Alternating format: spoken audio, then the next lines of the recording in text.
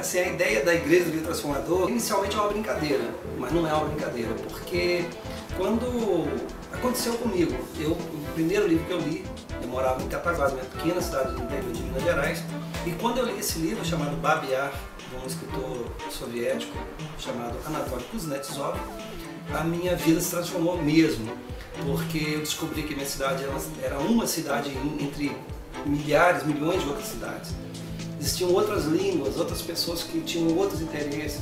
Então, com isso, quer dizer, com essa descoberta, eu me transformei. Então eu comecei a pensar assim, pô, se isso deve ter acontecido comigo, então pode ter acontecido com muitas outras pessoas. E eu estava com o Rogério Pereira aqui de Curitiba, que é diretor do Rascunho, e que nós estávamos participando de uma conversa e eu falei dessa minha história, como é que foi a transformação e tal, e ele falou, puxa vida, comigo aconteceu mais ou menos uma coisa. E aí no final eu brinquei falando assim, então a gente podia fundar uma igreja. E a partir daí eu comecei, quando tenho oportunidade, de fazer propaganda da igreja, de transformar as pessoas acham engraçado e tal, mas eu acho que pode daí surgir uma coisa bacana assim, sabe, de espontâneo, das pessoas começarem a falar qual foi o livro que o livro transformou e tudo isso acabar repercutindo em outras pessoas que nunca tinham sequer interessado pelo livro. Se há algum objetivo nessa brincadeira, que é séria, seria exatamente isso, é despertar uma pessoa que nunca pensou em ler, despertar nele o desejo de entrar nesse mundo e participar dessa igreja, porque o que é uma igreja, né? A igreja é um lugar onde as pessoas comungam as mesmas ideias, os mesmos desejos, as mesmas constatações, né? E então, puxa vida, o que nós temos em comum os leitores? É o gosto pela leitura. Como ainda nós não tínhamos ainda formalizado a igreja, né? Todo mundo acha muito bacana a ideia e tal, e todo mundo chega para mim e fala, eu tenho um livro e tal, e dá um depoimento, mas não um depoimento formal.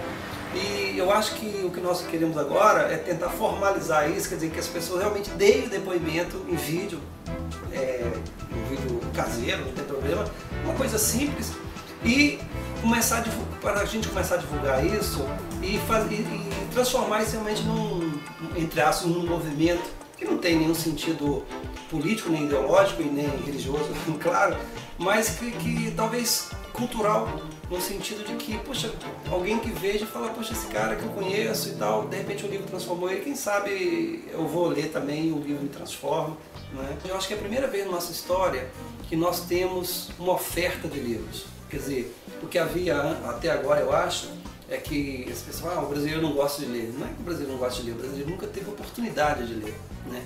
Então o que eu acho que está havendo agora é que há uma oferta. E evidentemente, eu não tenho nenhuma dúvida assim, que não é todo mundo que vai gostar de ler, claro, não é isso. Mas pelo menos você tem que oferecer para ver se a pessoa gosta ou não gosta de ler, né? E as experiências que eu tenho tido são muito boas nesse sentido. Muita gente que nunca tinha sequer pensado nessa coisa de ler e de repente tem a oportunidade de conhecer um livro e se sentir com vontade de pegar um livro, de ler, e quando lê ele de alguma maneira transforma a vida dele e ele vira outra pessoa. A violência diminuiria muito com a questão da leitura, sabe por quê?